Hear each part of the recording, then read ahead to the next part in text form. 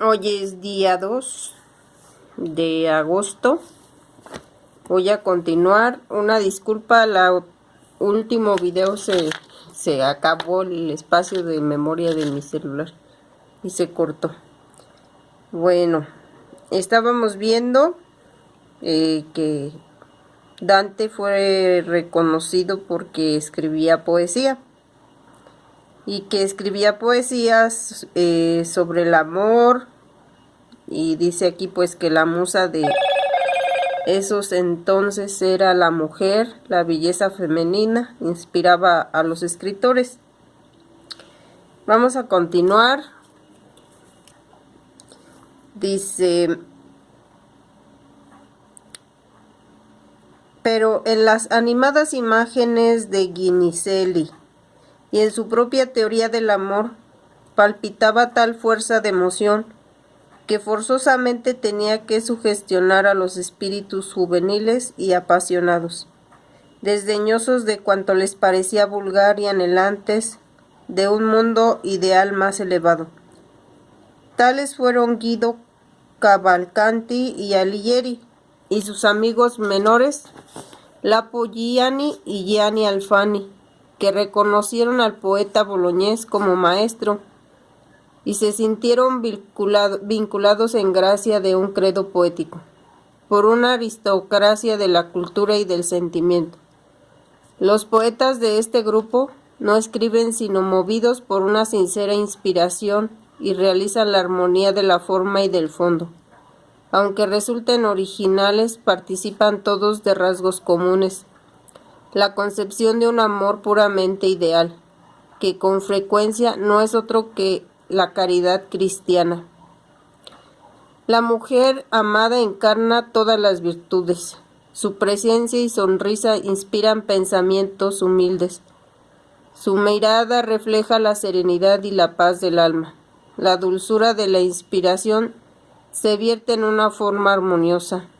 El estilo nuevo fue un movimiento de ideas y de gustos en el que se mezclaron elementos religiosos, filosóficos, científicos y poéticos, movimiento animado por un entusiasmo juvenil fascinador. De aquellos madrugadores entusiasmos, así como de los ataques y polémicas que despertaron, se acordará Dante en sus años de madurez y en el citado canto del Purgatorio. Imaginará encontrarse con el luqués Bonagiunta, adversario un día del admirado maestro, y le confiará, ya reconciliado con los nobles poetas, el secreto tan simple y tan arduo de su poesía, a la que el viejo rimador, conmovido como si hubiera recibido la más sorprendente revelación, designa con las palabras «dolce stilo no», consagradas ya para siempre en la historia literaria. Dentro de ese movimiento iniciado por Guinizelli nació Dante a la poesía. Un soneto escrito en 1283 por Guinizelli,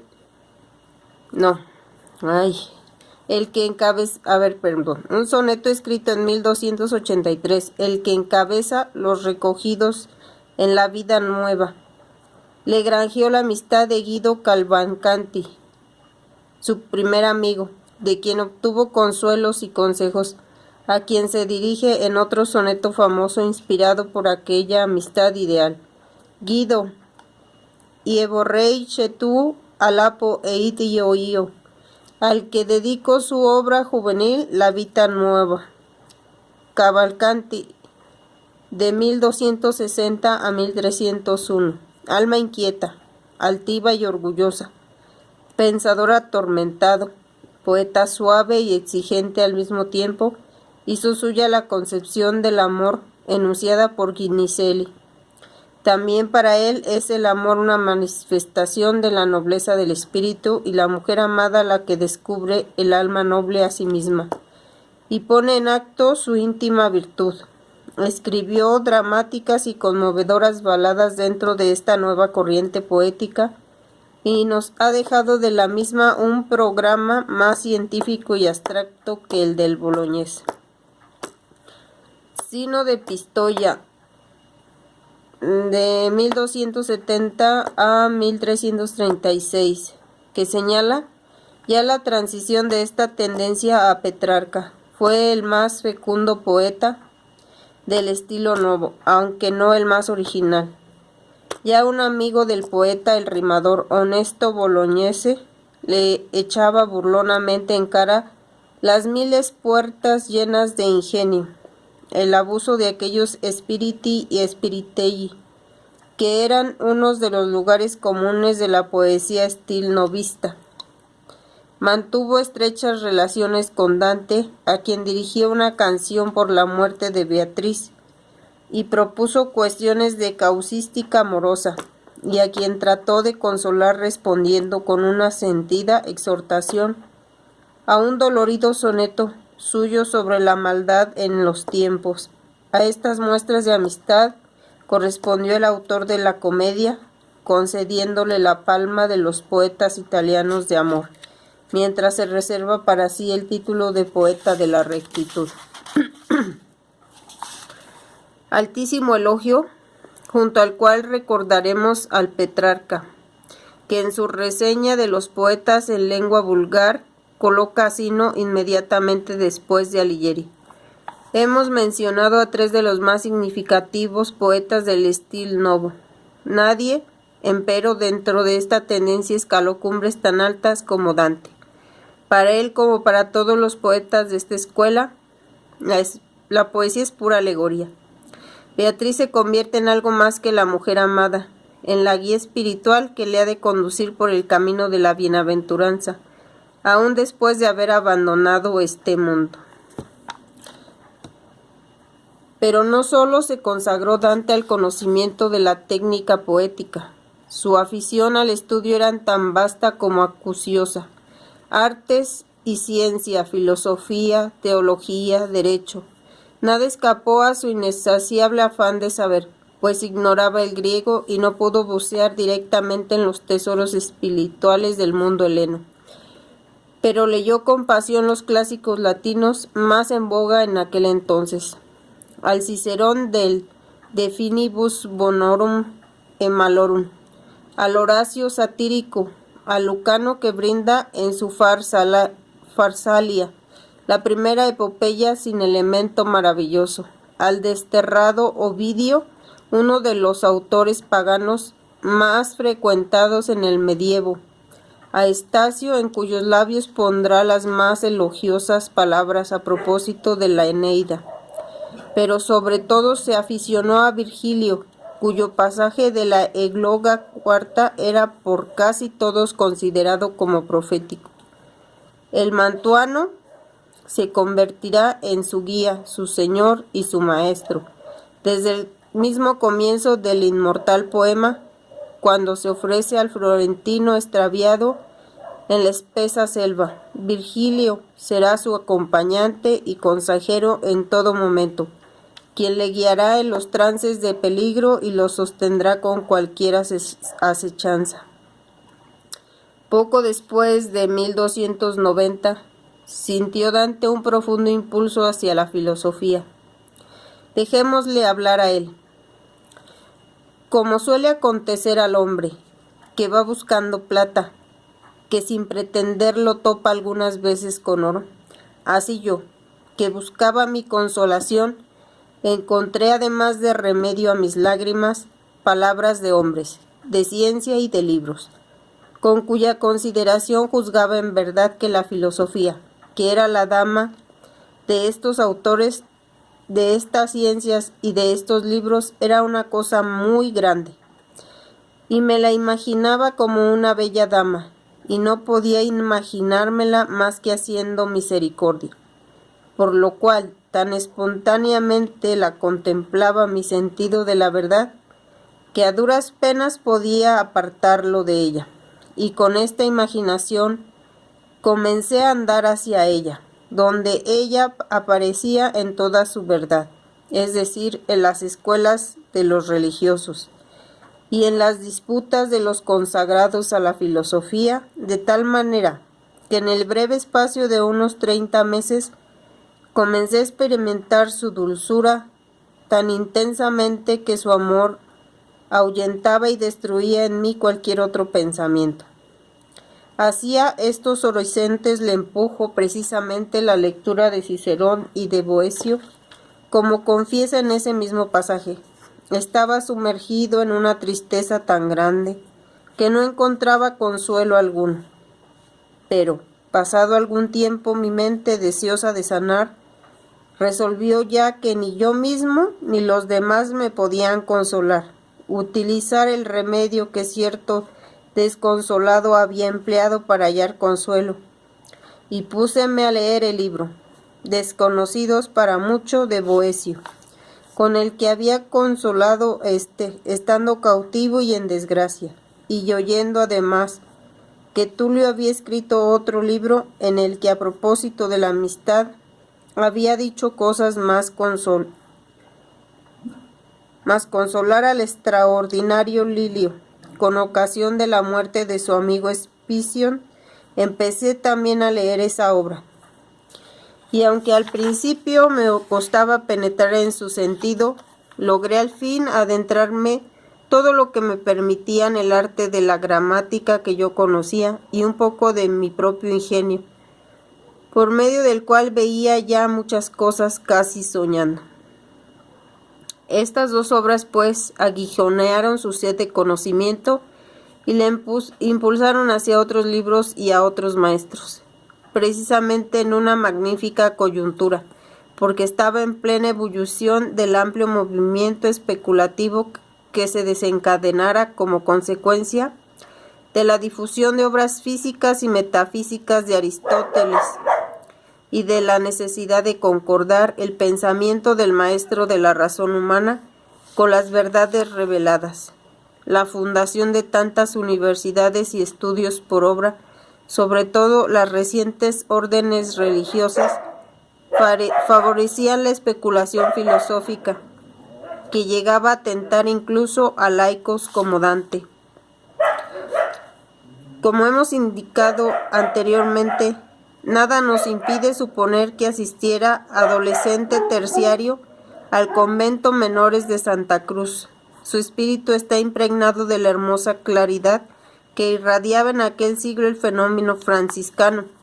Si su genial amigo el pintor Giotto ha presentado la vida de Asís con un verismo impar, reproduciendo al santo como hombre de su tiempo, cercano a todos, asequible a los propios ensueños y dolores, no obstante su alteza espiritual.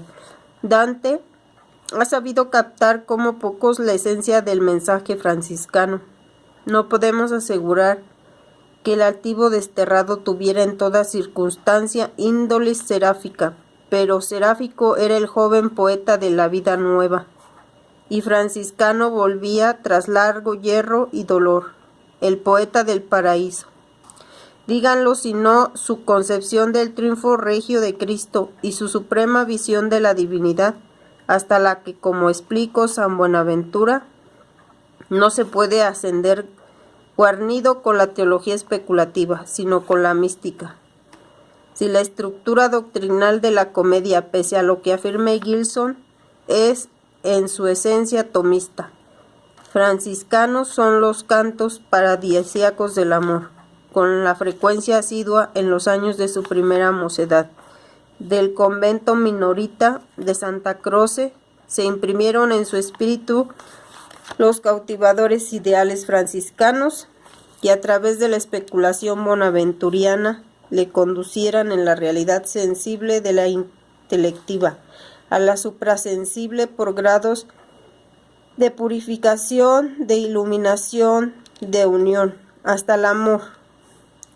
Che muovo il sole altre stelle, que Dante consideraba a San Francisco el santo más próximo al divino modelo, se prueba por el hecho de que en su paraíso le coloca sobre los doctores y más alto que a los demás fundadores de órdenes religiosas, solo inferior a Juan Bautista, el precursor definido por Jesús como el más grande de los nacidos de mujer.